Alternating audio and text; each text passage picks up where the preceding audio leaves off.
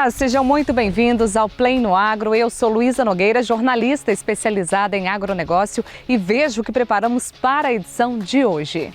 Presidente da Associação Brasileira da Indústria de Café, a ABIC, fala sobre o atual momento que vive a cafeicultura no mundo. Analista de mercado destaca a produção brasileira de grãos. E mais especialistas do Clima Tempo fazem uma análise sobre o impacto do clima na agricultura. E ainda hoje, na série Aromas e Sabores, você vai conhecer uma fazenda especializada na produção de vinhos na cidade de Andradas, no sul de Minas.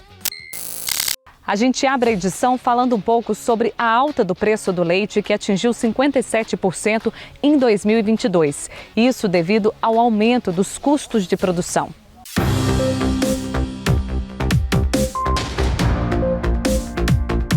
O levantamento divulgado pelo IBGE aponta que o preço do leite cresceu cerca de 57% em 2022. De acordo com Matheus Gonçalves, analista de mercados da Milk Point, essa alta é resultado dos problemas enfrentados em 2021, além do alto custo de produção. No que tange a produção de leite, a gente tem que também refletir um pouco sobre o que aconteceu no passado recente, né? Então essa questão que a gente está vivendo hoje, uma escassez de oferta de leite, consequentemente uma elevação dos preços dos lácteos, é principalmente reflexo daquilo que aconteceu em 2021, principalmente no que tange a custo de produção. Os custos de produção em 2021 e também vem se estendendo ao longo desse ano de 2022, aumentaram bastante e para o produtor de leite, então o produtor de leite sentiu e sente isso na pele, principalmente no custo da ração, né? E a gente falando dos custos de grãos, de milho e soja. A alta da inflação dos combustíveis e fertilizantes também pressiona os custos. O analista ressalta que o abandono das atividades também é um fator que contribui com este aumento, o que consequentemente gera menor oferta. Essa questão dos custos de produção tem estimulado, né, infelizmente tem acarretado com que muitos produtores tenham deixado a atividade. Não só a questão de custo de produção, né, mas também vários outros pontos afetam nessa decisão, mas principalmente os custos de produção em 2021 e nesse início de 2022 fizeram com que muitos produtores deixassem a atividade. Então, o que esses produtores geralmente fazem quando eles abandonam a atividade? Ou eles vendem esses animais para outros produtores, ou eles vendem, principalmente vendem esses animais para abate. Então, esses animais sendo enviados para abate, a gente consequentemente tem uma menor base produtiva, então um menor número de vacas produzindo, então um menor número de vacas acarreta em uma menor produção de leite, e essa menor produção de leite, então lembrando ali da teoria fundamental da economia, da oferta e demanda, uma menor oferta tende a elevar os preços, e foi exatamente isso que a gente viu acontecer, que a gente está vendo acontecer agora, né? Então, 2021 com os custos de produção muito elevados, produtores saindo da atividade, menor base produtiva, menor produção de leite e aí, consequentemente, os preços bastante elevados nos patamares que a gente está vendo hoje, né? Tanto para o HT, para os queijos e para os demais derivados lácteos. Apesar das dificuldades enfrentadas pelo setor leiteiro, nos últimos dias o preço pago ao produtor apresentou alta considerável no mercado. O mercado ele vem se autorregulando, né? Então, nesse exato momento, por exemplo, com a oferta mais baixa,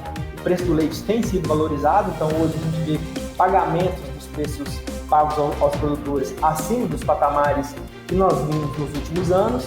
Então isso também estimula a atividade, então isso tem melhorado a margem do produtor. Na questão da produção de leite, a gente vê uma certa defasagem, então o impacto que a gente vê hoje, ele vai refletir na produção de amanhã, então na produção do semestre seguinte, do ano seguinte e assim por diante. Então esse impacto de oferta que a gente está vendo hoje foi reflexo de um cenário mais difícil que a gente viu lá atrás, no passado recente. Atualmente, a gente já tem, nos últimos meses, os pagamentos aos produtores têm se elevado, ficando acima dos patamares dos últimos anos.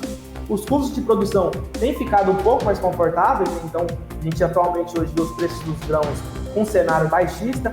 A tendência de curto prazo é também de novas elevações dos preços pagos aos produtores e a gente daqui espera que siga acima dos patamares observados no último ano, ao longo de todo esse ano. Então esse cenário um pouco mais favorável, né, menos desafiador que a gente viu nos últimos meses, tende a estimular o produtor, né, tende a estimular a produção, então o produtor investe mais, fornece mais alimentos, mais rações para os seus animais, e isso vai aumentar a oferta e, consequentemente, tende a equilibrar tanto os preços, ficando um pouco mais favorável para o consumidor final também, e também para o produtor, que vai ter um cenário um pouco mais confortável do que ele viu nos últimos meses. Vamos agora para as informações de mercado. Vlamir Brandalize analisa a produção de grãos no Brasil. A safra americana foi plantada abaixo das expectativas e, pensando no mercado brasileiro, o produtor está otimista. Isso porque a área de renovação da soja pode chegar perto de 1 milhão. A expectativa é otimista, o produtor ainda está otimista para avançar o plantio. Nós vamos ter muitas áreas de renovação de cana que devem receber soja. O produtor aí, os canavieiros, as usinas, vão renovar muita área aí de baixa produtividade de cana e vão plantar soja. Isso pode chegar perto de 1 milhão de hectares só na área de cana. Nós temos também a área de pastagens degradadas, o pessoal renovando pastagem para colocar soja, que melhora as condições da pastagem, ou também da soja sendo uma fonte de renda para o pecuarista, né, que vem sentindo a pecuária aí com cotações quase que não evoluem aí no preço do boi aí há quase 3 anos. As indicações são de sair de 40 milhões e meio de hectares, que foi o plantio desse último ano, para a faixa de 42 milhões e meio de hectares nesse novo ano da soja. Então, Brasil crescendo. E saindo do cenário brasileiro, o Paraguai deve buscar uma safra maior, na faixa de 12 milhões de toneladas. Mas a grande dúvida na América do Sul está em torno da Argentina. Com uma crise dura, o dólar em alta e um momento difícil entre os produtores, o setor rural no país vive uma grande incerteza. E a grande dúvida aqui da América do Sul continua sendo a Argentina, né? A Argentina passando por uma crise muito dura, o dólar muito valorizado, né? Chegou a 300 pesos, então situação do produtor argentino é muito complicada. Os impostos na Argentina do produtor inviabiliza a lavoura. 33% de retenções é uma situação complicadíssima para o produtor. Há dúvidas quanto que eles vão plantar, né? Porque eles plantaram 16 milhões de hectares nesse último ano e podem não plantar nem 15, né? Porque além de ter todo o custo de produção em alta, dificuldade para conseguir os insumos, ainda eles estão passando por uma crise de abastecimento de diesel, né? E diesel é importante para o produtor, e o diesel está com valores altíssimos ali, batendo recorde histórico na Argentina. Mas tudo caminha aí que nós vamos ter um ano apertado no abastecimento mundial de soja, justamente porque já tem perda americana por causa do clima. Já se tratando do milho safrinha, o cenário é de grande avanço na colheita, que chegou a nível nacional em 65%. O mercado está otimista com a projeção entre 85 a 90 milhões de toneladas. O analista de mercado Vlamir Brandalize destacou o avanço da colheita no Mato Grosso, que chegou a 90%.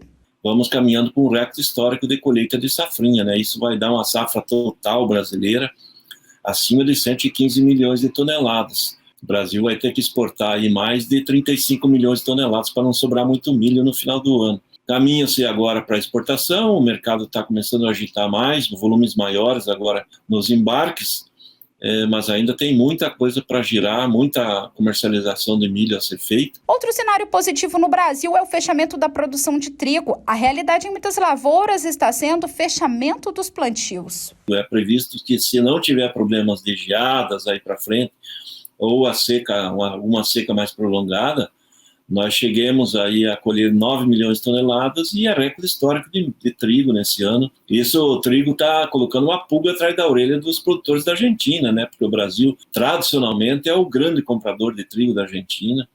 Normalmente, a gente importa mais de 5 milhões de toneladas de trigo ali da Argentina. E se a gente bater recorde de colheita, aí 9 milhões de toneladas para um consumo de 12, provavelmente as importações da Argentina vão cair.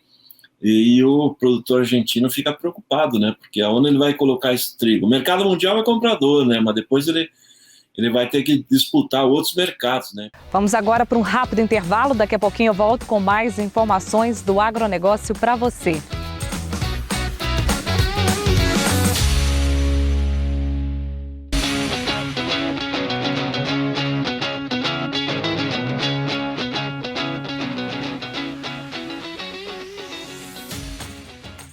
E vamos agora falar de quais os impactos do clima para o agronegócio. Desde o ano de 2020, o fenômeno Laninha tem atuado no Brasil. A sua ação já ocasionou diversas mudanças climáticas que causaram grandes impactos nas mais variadas culturas brasileiras. Que é aquele resfriamento nas águas do Oceano Pacífico Equatorial, e ele representa para o Brasil áreas com aumento ou diminuição de chuva, aumento da frequência de ondas de frio ou até mesmo aumento do calor em algumas áreas.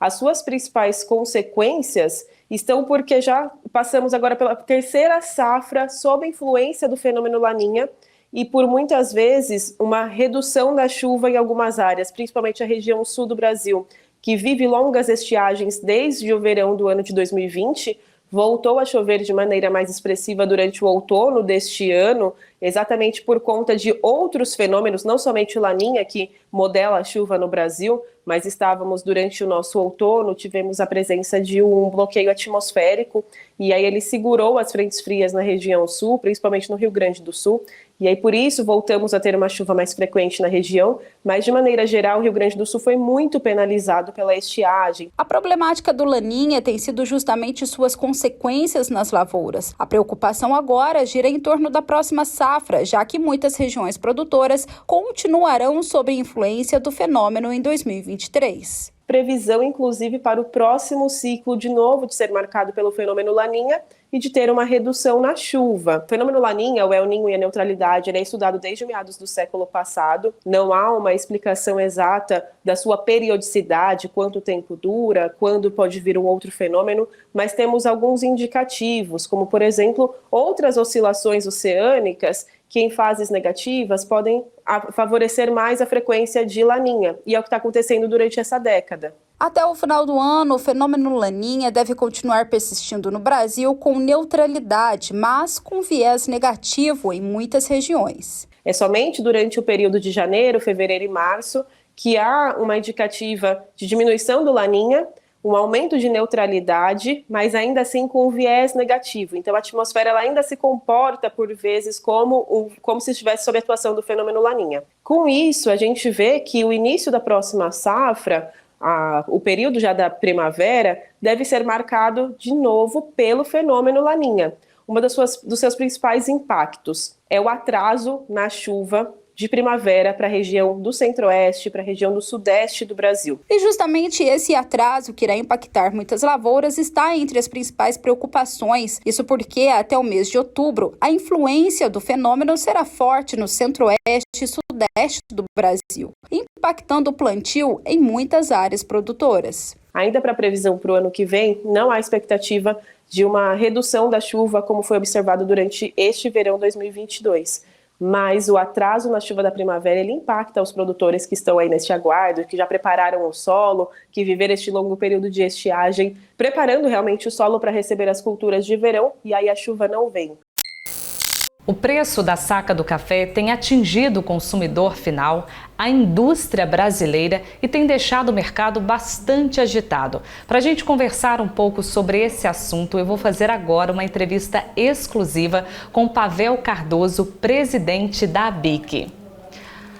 Olá, Pavel, seja muito bem-vindo no Play no Agro. Esse é um momento bastante desafiador aí da cafeicultura brasileira. Eu queria que nesse primeiro momento você fizesse uma análise para a gente. É um momento desafiador, né? Tanto para o produtor quanto para a indústria, administrar todas as variantes que envolvem não somente circunstâncias locais, não somente variáveis climáticas, que são determinantes para o comportamento da lavoura dos próximos anos, mas também variáveis logísticas que estão longe daqui, mas que afligem diretamente os preços e todos nós, indústria e os nossos produtores.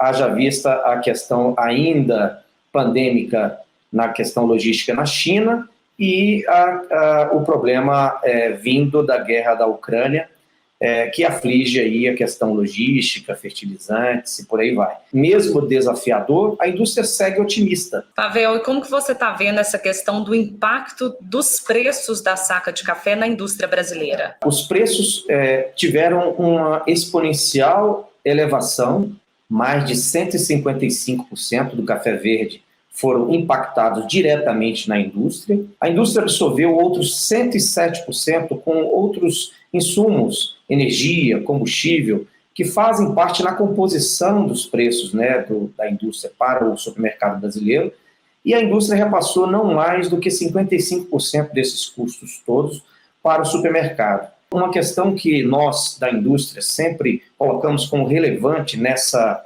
análise entre o preço do café ofertado na ponta pelos supermercados brasileiros ao consumidor contra o salário mínimo, nós encontramos equivalência nas últimas décadas. Se a gente buscar o preço do café ofertado ao brasileiro no final, na ponta final das gôndolas dos supermercados, e buscar essa equivalência nos últimos 10, 20, 30 anos, nós encontraremos percentuais parecidos, o que dá relativa tranquilidade ao consumidor, que em 98% dos lares brasileiros consomem o nosso café. E é interessante esse dado que você coloca para a gente, porque afinal de contas não dá para ficar sem um cafezinho, né, Pavel?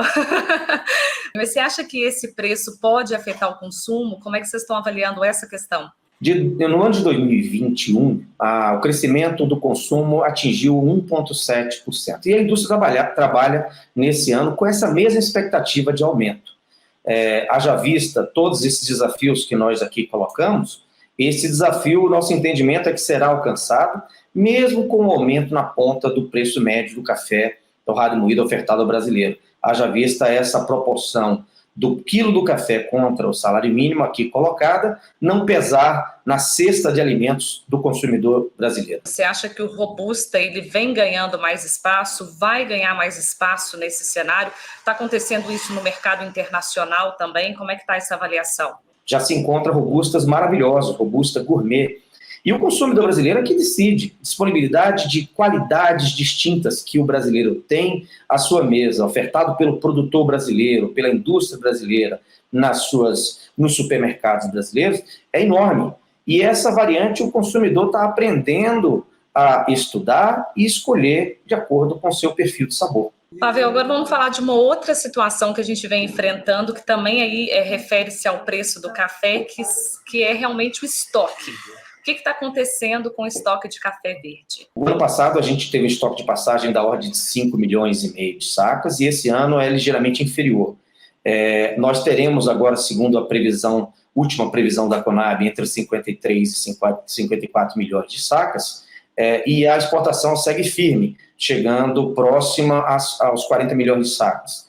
A indústria trabalha com um consumo próximo dos 22 milhões de sacas, já fazendo essa composição do aumento de 1,7% no aumento do consumo nesse ano de 2022. Então, nós teremos aí, se não tivermos nenhuma variável climática que aflija o produtor brasileiro, nós teremos aí uma oferta muito firme, notadamente no período da entre-safra do próximo ano, até a chegada da próxima safra 2023. E essa informação que você acaba de passar é super importante até mesmo para a tomada de decisão do produtor, que às vezes fica segurando um pouco a venda, para ele poder entender que a gente vai ter sim uma safra maior, a não ser que a gente tenha aí realmente algum problema climático. Muito obrigada, Pavel, pela sua participação aqui no Play no Agro, por essa troca de informação sempre muito importante para a gente fazer a cafeicultura brasileira chegar cada vez mais longe. E que a gente tome muito cafezinho por aí, né? Sempre à disposição, Luísa. Um grande abraço para você e para todos os seus telespectadores, tá?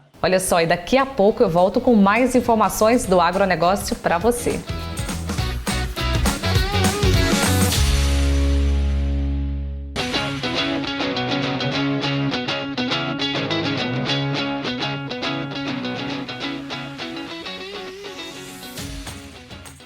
Nossa equipe esteve em Andradas, no sul de Minas, maior produtor de vinho do estado de Minas Gerais. E nós acompanhamos uma técnica que chama dupla poda, que ajudou o produtor a conseguir produzir vinho no inverno.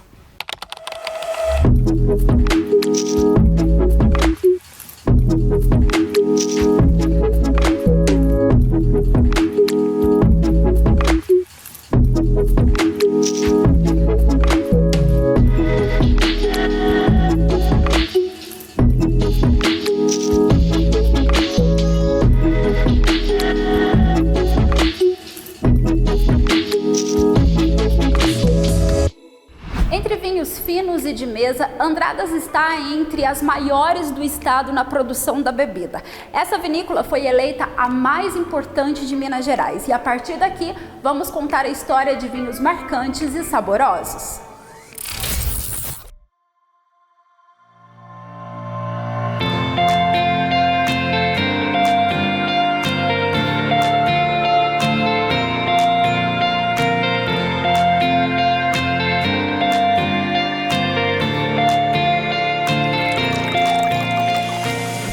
Geraldo representa anos de tradição da produção de vinhos no município de Andradas. A família Marcon está em sua 6ª geração no ramo. A primeira geração foi o Sr. José Marcon. Ele veio da região do Vêneto, né, da cidade de Treviso, e os italianos vieram para cá aproximadamente em 1893 para descobrir a América, né, um novo mundo. E chegando aqui não havia a sua iguaria preferida, né, como resolver isso? Fazer os vinhos artesanais para o consumo da família. E o Sr. Geraldo Marcon já é a 3ª geração, que é homenageado aqui da casa, né?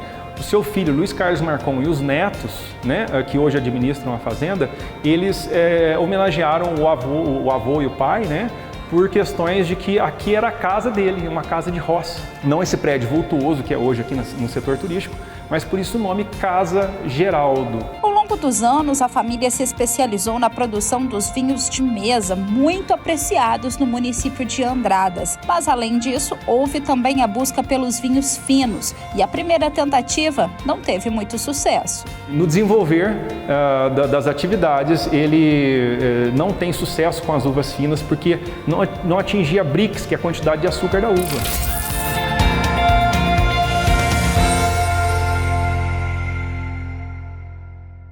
A grande virada para a família e também para o município de Andradas foi no ano de 2002, com a chegada da técnica da dupla poda. O Luiz Henrique, né, o Dedé, ele esteve na Epamig, em Caldas, que é uma cidade vizinha aqui, para buscar mais uvas Bordeaux para plantar aqui na fazenda. E ele volta com 10 mil mudas de uva Chirá, e os irmãos realmente ficam sem saber o que está acontecendo. E ele diz, lá na Epamig, em Caldas, estão fazendo um vinho fabuloso que a gente vai ter sucesso aqui na vinícola, seguindo a mesma técnica, que consiste em agosto faz-se a poda, novembro tira todos os cachinhos do vinhedo, fevereiro faz a segunda poda. Por isso que se diz técnica da dupla poda, a inversão do ciclo da videira, o ciclo que seria dar os frutos em dezembro, janeiro e fevereiro, passa a dar frutos em junho, julho e agosto. O manejo das uvas exige fases diferentes que são destacadas pelo produtor Luiz Henrique. A gente começou com uvas, né, com ciclos normais, que é, né, colheita no verão, porém muitos anos aí patinando, para algum ano a gente esporádico, a gente conseguia vinho de qualidade, outros não, né? Hoje, todos os anos a gente produz vinho de qualidade, cada um melhor que o outro ainda. Isso se deu a técnica de dupla poda, né? Desenvolvida aqui pela Epamig. Isso daí foi um passo muito grande para a viticultura e para nós também, né? Nossos prêmios que a gente tem ganhado aí.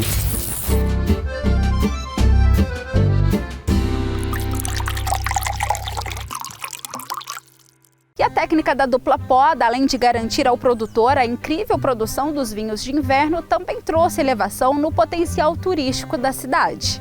O senhor Luiz Carlos Marcon, ele era um visionário, né, um sonhador, e criou aqui uma estrutura que na época, né, parecia-se um elefante branco na cidade, né, mas em muito pouco tempo ele começa a ter muitos visitantes. De lá para cá, criou-se também passeios, né, passeios para todos os gostos, de vinhos secos, suaves, somente vinhos secos, passeios de 1h30, 2h30, passeios de 6 horas que passam que a gente nem vê de tão agradável que é.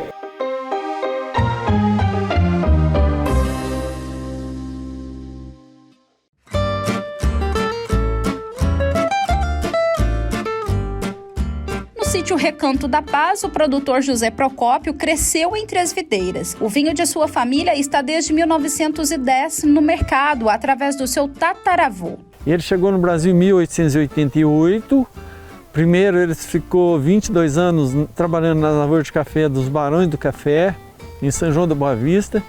E em 1910 ele comprou essa propriedade aqui, pequena propriedade, em Andradas, e plantou café, que era a única cultura que se fazia dinheiro naquela época. Então, desde 1910 que a gente tem tradição de produzir uva e fazer vinho. Vinho muito simples inicialmente. O produtor acabou investindo em agronomia e no ano de 2002 iniciou um projeto para a mudança da qualidade dos vinhos. E foi quando abriu as portas do seu sítio para os primeiros testes da Epamig com a técnica da dupla poda. Foi a empresa que mais fez experimentos junto com a Epamig para desenvolver essa colheita de inverno, que a gente chama isso hoje, o nome certo são vinhos de inverno produzidos com uvas colhidas no inverno através de uma técnica que chama dupla poda. O sítio também tem cerca de 70 variedades em experimento em campo. Hoje eu tenho 70 variedades aproximadamente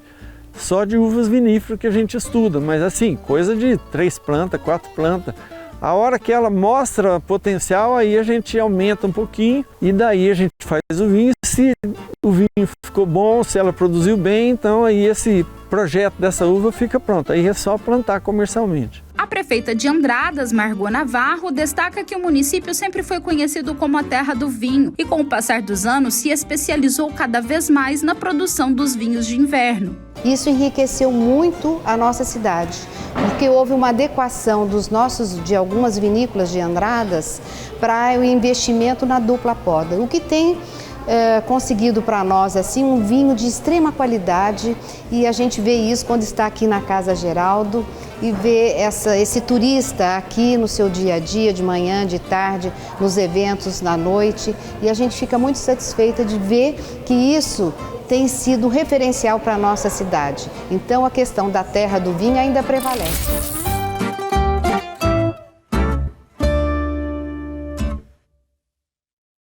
O Play no Agro fica por aqui. Todas as reportagens desta edição você encontra nas minhas redes sociais, o @LuizaNogueiraTV. Lembrando que Luiza é com S, também no @Play no Agro. E você pode ter mais informações do agronegócio no nosso portal, playnoagro.com.br. Até a semana que vem. Tchau, tchau.